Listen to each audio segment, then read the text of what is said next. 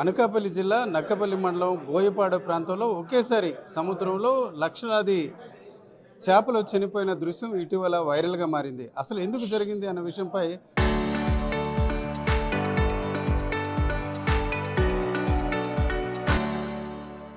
మనతో మాట్లాడడానికి కాలుష్య నియంత్రణ మండలి బోర్డు మెంబర్ ప్రొఫెసర్ సందీప్ గారు ఉన్నారు. సందీప్ గారు, అసలు మీ దృష్టి కూడా ఆ ఇష్యూ వచ్చి ఉంటుంది.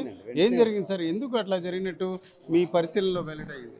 అంటే మా మా పరిశీలనలో మాకు తెలుసుకున్నది ఏంటంటే, అక్కడ 2 కిలోమీటర్ల వ్యవధిలో సముద్రంలో నాచు బాగా పెరిగిపోయిందండి.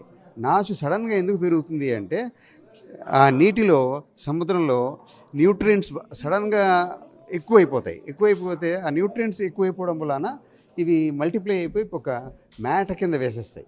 మేట కింద వేసేటప్పటికి ఈ చేపలు ఏంటంటే బాగా సెన్సిటివ్ చేపలు ఇవేమో బాటమ్ డ్వెల్లింగ్ ఫార్మ్స్ కింద ఉండిపోయినాయి. అవి కింద ఉండిపోతే వాటికి ఆక్సిజన్ సప్లై లేకపోయింది. పైన ఎప్పుడైతే సముద్రంలో అలలు వస్తున్నప్పుడు అట్మాస్ఫియర్లోని ఆక్సిజన్ వాటర్లోకి వెళ్ళి ఇలా సర్క్యులేట్ అవుతూ ఉంటుంది. ఆ సర్క్యులేషన్ ఆగిపోయింది. సర్క్యులేషన్ అయ్యేప్పటికీ ఆ 2 కిలోమీటర్ల పరిధిలో చేపలు కింద ఉండిపోయి వాటికి సరైన ఆక్సిజన్ అందక అవి కూడా సెన్సిటివ్ చేపలు. ఈ ఆక్సిజన్ లేకపోతే సడన్ చనిపోతాయి అన్నమాట. అందుకని అవి బేసిక్గా తినే చేపలు కాదు, ఫుడ్ ఫిషెస్ కాదు. అందుకనే కానీ ఏదైనా చేపే కదా, ఏదైనా జీవే కదా, అది ఇంకో చేపకి ఆహారమే కదా. అందుకని అలా చావటం ఎప్పటికీ మంచిది కాదని ఆ న్యూట్రియంట్స్ ఎందుకు పెరిగాయి అన్నది మేము పరిశోధన చేస్తున్నాం. సడన్గా ఎందుకు పెరిగినాయి, ఎందుకు పెరగడం వలన ఈ ఆల్గే ఎందుకు పెరిగినాయి, అది కనుక మేము ఆ రిపోర్ట్ ఇస్తాము.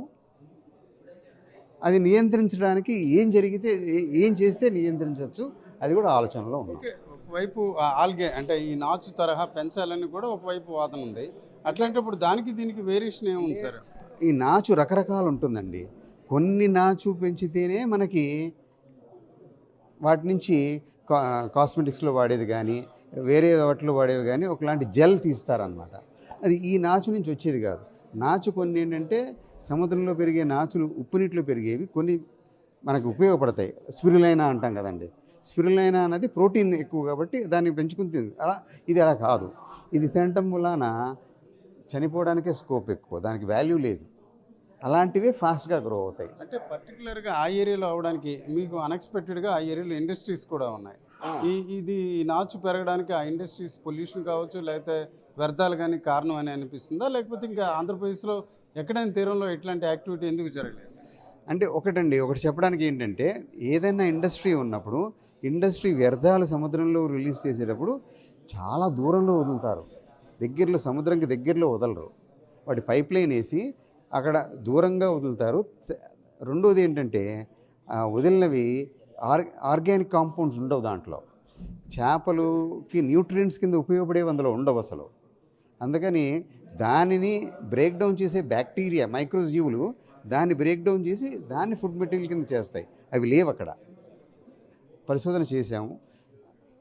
సో అందుకని అవి లేవు కాబట్టి ఇది ఆ వ్యర్థాల మూలాన పెరిగిన న్యూట్రియంట్స్ కాదు అన్నది నిర్ధారించడానికి మేము మళ్ళీ ఒక చిన్న ఎక్స్పెరిమెంట్ చేస్తున్నాం ల్యాబ్లో. దాన్ని బట్టి మీకు కరెక్ట్ ఇన్ఫర్మేషన్ ఇవ్వగలుగుతాం. నక్కపల్లి ప్రాంతంలో దాదాపు 2 కిలోమీటర్ల దూరం ఈరోజు చూసుకుంటే చేపలు గత వారం రోజుల క్రితం ఒకేసారి లక్షల సంఖ్యలో చనిపోయాయి. అయితే ఇదంతా కూడా అక్కడ ఆక్సిజన్ లెవెల్ తగ్గే రీతిన పెద్ద ఎత్తున నాచు పెరగడం వల్ల ఇలా జరిగిందని చెప్తున్నారు. అలాగే దీనిపై మరింత లోతుగా పరిశోధన చేయడం ద్వారా అసలు కారణాలు కూడా మరింత గుర్తించే అవకాశం ఉంటుందని ప్రొఫెసర్ సందీప్ చెప్తున్నారు. కెమెరా పర్సన్ తిరుపతితో రామచంద్ర, RTV, విశాఖపట్నం.